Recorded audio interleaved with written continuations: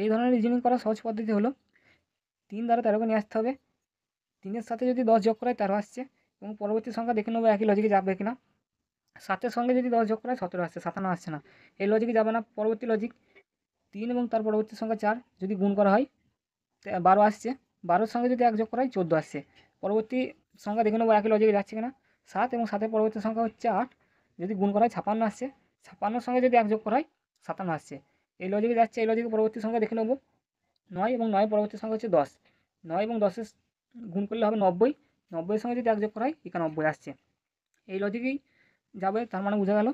এবং 8, 8-এর পরবর্তী সংখ্যা হচ্ছে 9, যদি গুণ করা হয় 72 আসছে, এবং তার সাথে 1 যোগ করতে হবে, যদি 1 যোগ করি 73 চলে আসবে, সঠিক উত্তর 73 হয়ে যাবে।